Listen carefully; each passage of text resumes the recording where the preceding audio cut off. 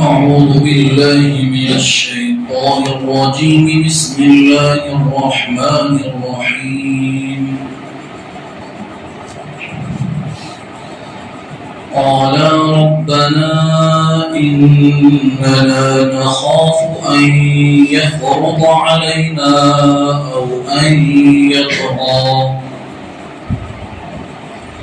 قال لا تخافا إنني معكما أسمع وأرى فأتياه فقولا إنا رسولا ربك فأرسل معنا بني إسرائيل ولا تعذبهم قد جئناك بآية من ربك والسلام على من اتبع الهدى إنا قد أوحي إلينا أن العذاب على من كذب وتولى قال فمن ربكما يا موسى قال ربنا الذي أعطى كل شيء خلقه ثم هدى صدق الله العظيم.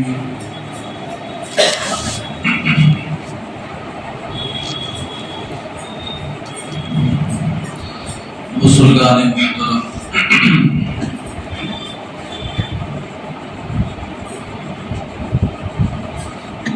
جب اللہ تبارک و تعالی نے حضرت موسیٰ اور حضرت ہارون علیہ السلام کو فرعون کے پاس تبلیغ دین کے لیے جانے کا حکم دیا تو دونوں نبیوں نے بارگاہ رب العزت میں عرض کیا ربنا اننا نخاف ان يفرط علينا او ان يطغى، اے ہمارے پروردگار ہمیں اندیشہ ہے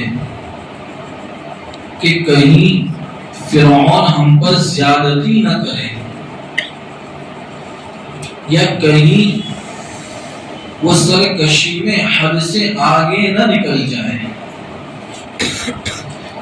کیونکہ ہم تو بے سر و سامان ہیں، نہتے ہیں، ہمارے پاس کچھ نہیں ہے، اس کے پاس وسائل ہیں، فوج ہے، پولیس ہے، کہیں ایسا نہ ہو کہ تبلیغ دین کی بات پیش کرنے سے پہلے وہ ہمیں اپنے ظلم کا نشانہ نہ بنا لے،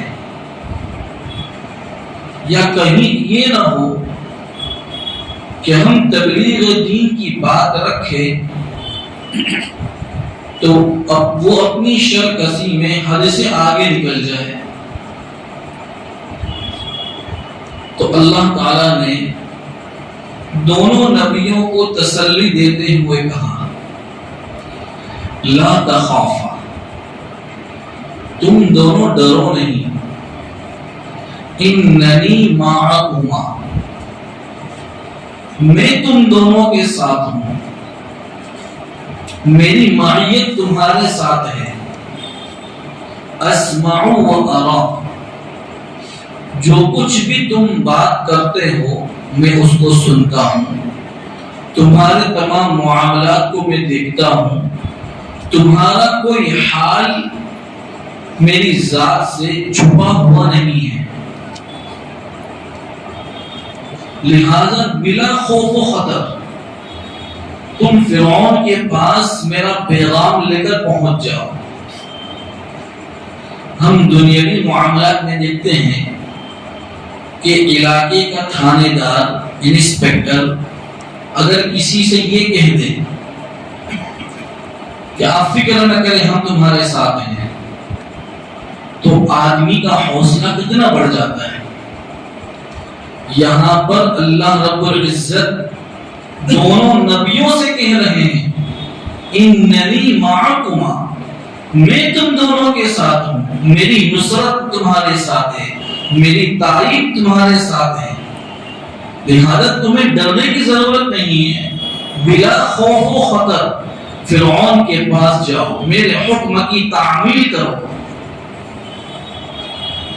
ایسے کئی مواقع پر اللہ تعالیٰ نے اپنے مقربین بندوں کو اپنی معیت کا وعدہ کیا ہے۔ جب حضرت موسیٰ علیہ السلام بنی اسرائیل کو مصر سے لے کر نکلے ملک شام جانے کے لیے،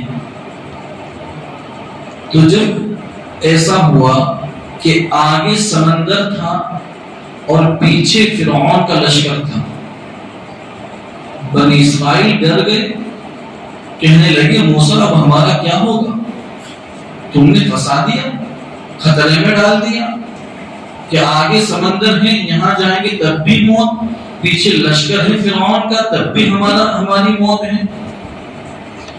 تو اس موقع پر حضرت موسیٰ نے یہی بات کہی، ان معی ربی سیہدین، کہ بے شک میرا رب میرے ساتھ ہے، وہ ہماری رہنمائی کرے گا، وہ ضرور ہمارے لیے نجات کا کوئی راستہ نکالے گا، اس لیے کہ ہم اللہ کے حکم سے مصر سے نکلے ہیں تو وہ ہماری مدد ضرور کرے گا۔ اسی طرح جب آپ صلی اللہ علیہ وسلم نے مکہ المکرمہ سے ہجرت کا ارادہ فرمایا تو اپنے ساتھ اپنے قریبی صحابی حضرت صدیق اکبر رضی اللہ عنہ کو لے لیا، اور درمیان میں غار سور کے اندر دونوں نبی اور صحابی روپوش ہو گئے۔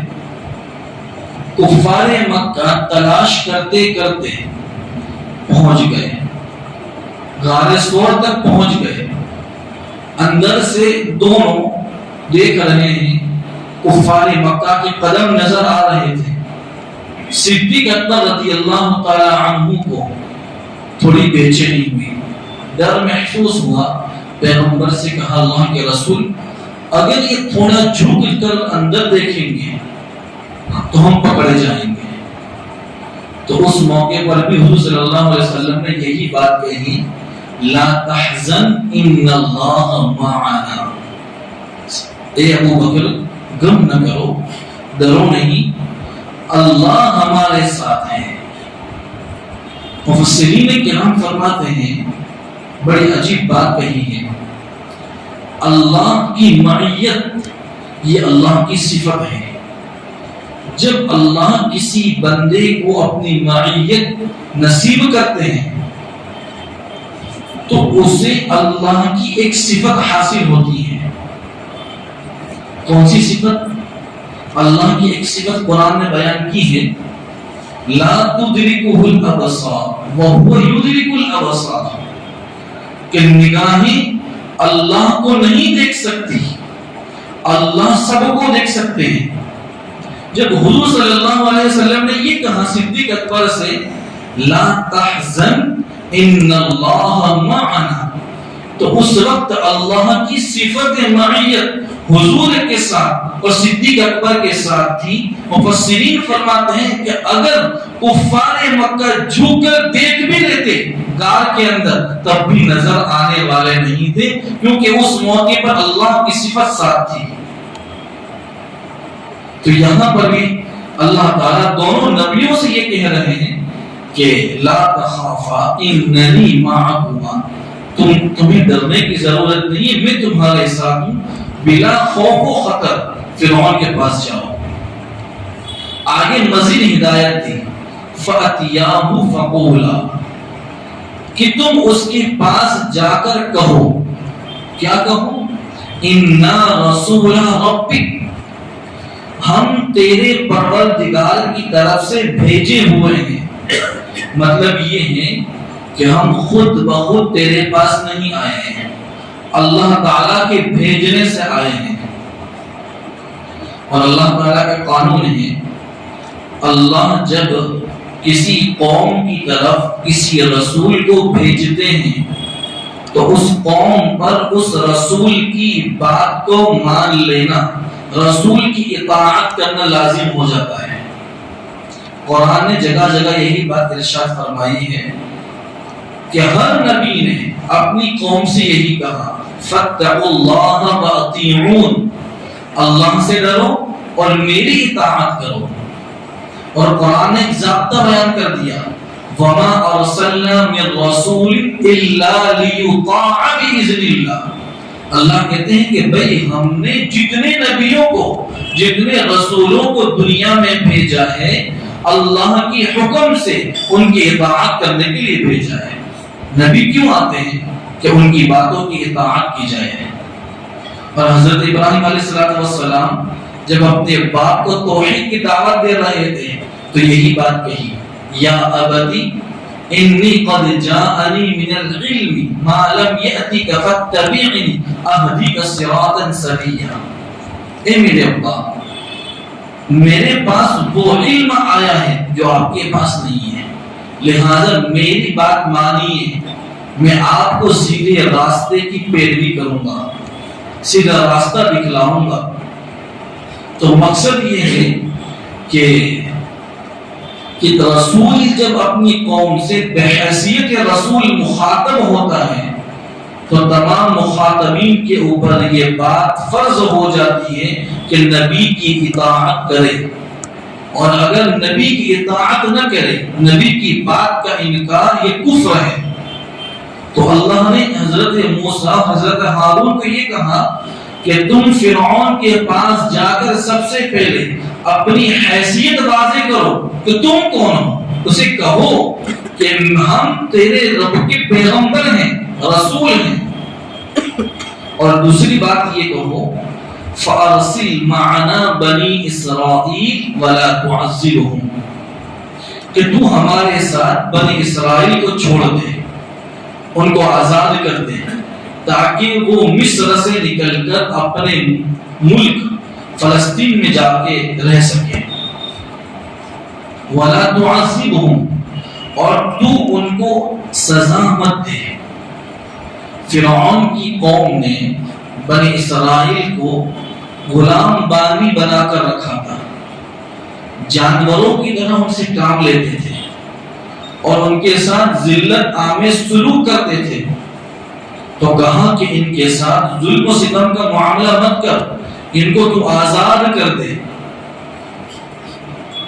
اس آیت کریمہ سے یہ معلوم ہوتا ہے، حضرات علماء کرام نے لکھا ہے کہ حضرات انبیاء علیہ السلام صرف دعوت و تبلیغ کا کام نہیں کرتے تھے، بلکہ وہ مخلوق کو ظلم سے بچاتے بھی تھے، ان پر آنے والی تکلیفوں مصیبتوں کو ختم کرنے کی کوشش بھی کرتے تھے۔ تو دعوت و تبلیغ کے ساتھ نبی کی ذمہ داریوں کے اندر یہ بات شامل تھی کہ وہ مخلوق کی ہمدردی اپنے دل میں رکھے، ان سے ظلم کو دور کرے۔ اسی طرح جہاں ایک مبلغ کے لیے امت کو احکام پہنچانا ضروری ہے، وہاں اس کو یہ بھی چاہیے کہ وہ مخلوق خدا سے ظلم کو ختم کرنے، ان کی تکلیف کو دور کرنے کی حد الامکان کوشش کرے۔ ایسا نہیں کہ ہم کو تو دنیا سے کوئی مطلب نہیں ہے، ہم کو تو اپنے کام سے کام ہے، ہم دین کا کام اس وقت تک نہیں کر سکتے جب تک ہم مخلوق خدا کی خدمت میں نہ کریں۔ اگر آپ کسی کی مصیبت و پریشانی میں کھڑے نہیں ہوتے، کوئی بیمار ہے، آپ اس کی عیادت نہیں کرتے، ایک گولی لا کر اس کو نہیں دیتے، اگر کوئی بھوکا ہے، فقر و فاقے کی حالت میں ہے، آپ اس کے کھانے پینے کا انتظام نہیں کرتے، تو آپ دین کی خدمت کیسے کر سکتے ہیں؟ دین کی خدمت کرنے کے لیے اور دین کے کام کو آگے بڑھانے کے لیے مخلوق خدا کے ساتھ محبت کرنا، ان میں اتحاد و اتفاق کو پیدا کرنا بہت ضروری ہے۔ اور جو چیزیں اتحاد کے لیے ضروری ہے یعنی خدمت خلق وہ بھی بہت ضروری ہے، اس کے بغیر دن کا کام آگے بڑھ ہی نہیں سکتا۔ یہ آیت کریمہ ہمیں درس دے رہی ہے کہ دعوت و تبلیغ کے ساتھ مخلوق خدا کی ہمدردی ہمارے دلوں میں ہونی چاہیے، ان کی تکلیفوں کو دور کرنے کا جذبہ بھی ہونا چاہیے۔ اور مفسرین کرام نے ایک بات لکھی ہے کہ فَأَرْسِلْ مَعَنَا بنی اسرائیل، کہ حضرت موسیٰ نے یہ کہا کہ تو بنی اسرائیل کو آزاد کر دے، ہمارے ساتھ بھیج دے۔ آزادی یہ انسان کا فطری حق ہے اور غلامی غیر فطری چیز ہے۔ دنیا میں دو طرح کی غلامی پائی جاتی ہے، ایک شخصی غلامی۔ شخصی غلامی کا مطلب یہ ہوتا ہے کہ ایک آدمی دوسرے آدمی کی غلامی میں ہو، اس کی ملکیت میں ہو۔ جیسے قدیم زمانے میں، پرانے زمانے میں جب جنگیں ہوتی تھی تو کچھ مرد عورت قیدی بنا کر لائے جاتے تھے، تو وہ جس کی ملکیت میں آتے تھے اس کے غلام بانی ہو جاتے تھے، پھر وہ غلام بانی ان کی خدمت بھی کرتے تھے، آقا چاہتا تو ان کو بیچ بھی دیتا، ان کو خریدتا، ان کے ساتھ ناروا سلوک بھی کرتا تھا۔ لیکن جب اسلام آیا، حضور صلی اللہ علیہ وسلم دنیا میں تشریف لائے، آپ صلی اللہ علیہ وسلم نے یہ شخصی غلامی کو ختم کر دیا۔ شخصی غلامی کے مقابلے میں ایک اجتماعی غلامی ہے۔ اجتماعی غلامی کا مطلب یہ ہے کہ طاقتور ملک کمزور ملک کو اکونومک کے لحاظ سے جگڑ کر غلام بنا دیتا ہے یا اپنی نظریات کا غلام بنا دیتا ہے۔ جیسے آج سپر پاور طاقتیں امریکہ، روس، اسرائیل، جاپان یہی کھیل کھیل رہی ہے۔ اجتماعی غلامی یا شخصی غلامی کے مقابلے میں بہت خطرناک ہے۔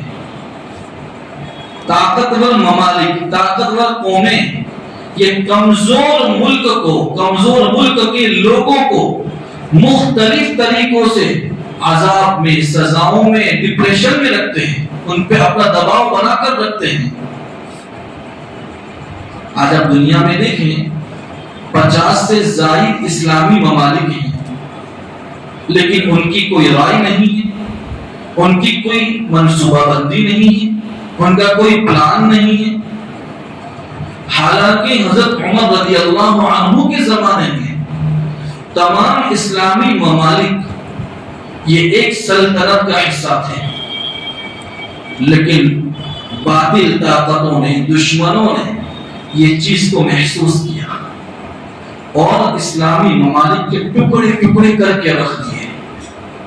آج آپ دیکھ لیجئے کئی ملک ایسے ہیں جو ورلڈ بینک سے قرضہ لے کر مقروض ہیں، جیسے ہمارا ہندوستان۔ لوگ کہتے ہیں کہ ہندوستان میں جو بھی بچہ پیدا ہوتا ہے کئی لاکھوں کا مقروض پیدا ہوتا ہے۔ اسی طریقے پر آپ پاکستان کو دیکھ لیجئے، بنگلہ دیش کو دیکھ لیجئے، کئی ممالک آپ کو ایسے مل جائیں گے جو مقروض ہیں، جو امریکہ اور سپر پاور طاقتوں کی امداد سے ترقی کر رہے ہیں۔ ملک یہ سمجھ رہا ہے کہ ہماری ترقی ہو رہی، حالانکہ ان کی کوئی ترقی نہیں ہے، وہ تو ان کی ترقی ہو رہی ہے۔ وہ تمہیں کبھی بھی قرض سے فارغ کرنا نہیں چاہتے، تم مقروض رہو گے تو ان کے نظریات کو اپنے ملک میں نافذ کرتے رہو گے۔ اس لیے آپ دیکھ لیجئے کہ جب ہندوستان کے دو ٹکڑے ہوئے تو ہندوستان ایک ملک تھا اور پاکستان، بنگلہ دیش ایک ملک تھا۔ سازش کرنے والوں نے کچھ وقت میں بنگلہ دیش کو الگ کر دیا، پاکستان کو الگ کر دیا۔ یہ جانتے ہیں کہ آج بھی اگر مسلم ممالک ان میں اسلامی حمیت، اسلامی غیرت پیدا ہو جائے تو یہی مسلمان، یہی اسلامک ملک ان کے چرخے چھڑا سکتے ہیں۔ تو آج وہ کیا رہا ہے؟ قرآن کہتا ہے غلام کیا ہے؟ لا يقدر على شيء، وہ کسی چیز پر قدرت نہیں رکھتا، نہ اس کا اپنا دماغ چلتا ہے، نہ اس کے کوئی اخلاق ہے، وہ ہر چیز میں اپنے آقا کے اشارے پر چلتا ہے، اپنے رہنے سہنے، اپنے اٹھنے بیٹھنے، کھانے پینے، یہاں تک کہ گفتگو بات چیت کے انداز میں بھی اپنے آقا کی تہذیب پر چلتا ہے۔ آپ دیکھ لیجیے کہ یورپ کا جو کلچر ہے، فحاشیت اور یانیت کا کلچر، آج ہندوستان کی غیر مسلم جتنی قومیں ہیں بڑے فخر کے ساتھ اپنا رہی ہیں۔ تو آج ہم اجتماعی غلامی کے شکار ہیں، جبکہ قرآن و حدیث اور محمد رسول اللہ صلی اللہ علیہ وسلم کی تعلیمات ایسی تعلیم ہے کہ پوری دنیا کے اندر مسلمان ایک ممتاز، ایک نمایاں انداز میں الگ نظر آتے ہیں اگر اس تعلیمات پر عمل کرے تب۔ تو یہ اجتماعی غلامی سے ہمیں نکلنے کی ضرورت ہے۔ ہم اپنے آپ کو پکا سچا مسلمان بنا کر ظاہر کریں کہ ہم کسی کو فالو نہیں کرتے، ہم قرآن و حدیث کو، پیغمبر کو فالو کرتے ہیں۔ آگے فرمایا قَدْ جِئْنَاكَ بِآیَةٍ مِّن رَّبِّكَ، حضرت موسیٰ نے کہا کہ ہم تیرے پاس تیرے پروردگار کی طرف سے نشانیاں لے کر آئے ہیں، اگر تجھے کوئی شک ہو تو آزما کے دیکھ لے، ہم معجزات لے کر آئے ہیں، ہم دکھا دیتے ہیں، تجھے یقین آ جائے گا کہ ہم تیرے رب کی طرف سے آئے ہوئے نبی ہیں، رسول ہیں۔ وَالسَّلَامُ عَلَى مَنِ اتَّبَعَ الْهُدَىٰ، حضرت موسیٰ نے کہا سلامتی ہو ایسے آدمی پر جو ہدایت کی پیروی کرے۔ حضور صلی اللہ علیہ وسلم نے غیر مسلموں کو سلام کا جو طریقہ اختیار کیا، وہی طریقہ جو حضرت موسیٰ نے اختیار کیا تھا۔ آپ صلی اللہ علیہ وسلم نے اپنے زمانے میں غیر مسلم بادشاہوں کو تبلیغی خطوط لکھے، تو حضور صلی اللہ علیہ وسلم خطوط میں یہ الفاظ استعمال کرتے تھے وَالسَّلَامُ عَلَى مَنِ اتَّبَعَ الْهُدَىٰ۔ سیرت کی کتابوں میں یہ ملتا ہے کہ حضور صلی اللہ علیہ وسلم کے زمانے کے اندر مسیلمہ نامی آدمی نے نبوت کا دعویٰ کیا تھا، تو اس نے ایک مرتبہ خط لکھا پیغمبر صلی اللہ علیہ وسلم کو، تو اس نے خط کی شروعات اس طرح کی من مسیلمہ رسول اللہ الی محمد رسول اللہ، کہ یہ خط ہے مسیلمہ اللہ کے رسول کی طرف سے محمد رسول اللہ کی طرف۔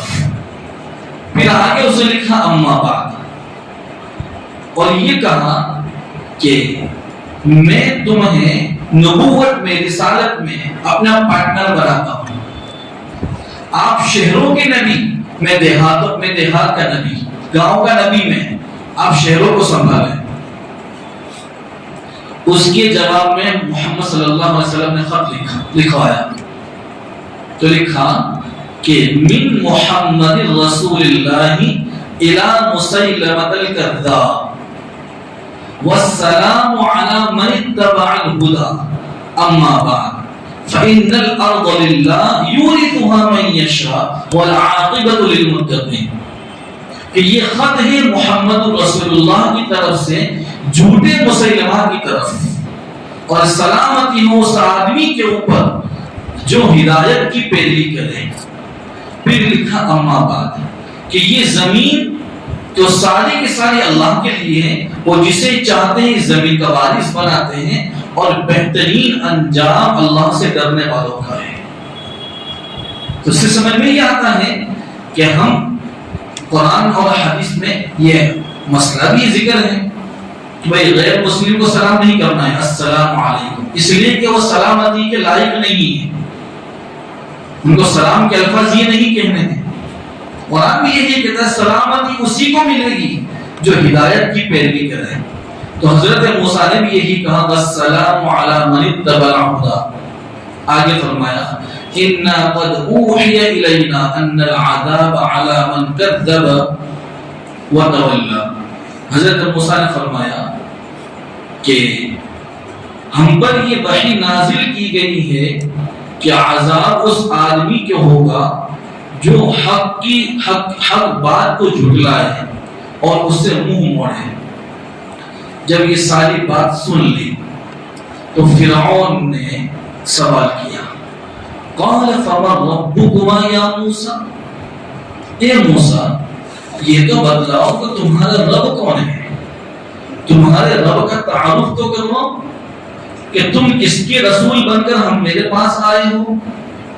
بعض مفسرین فرماتے ہیں کہ فرعون ڈھیریا تھا، وہ سرے سے خدا کو مانتا ہی نہیں تھا، اس لیے اس نے سوال کیا کہ مجھے بتاؤ کہ تمہارا رب کون ہے۔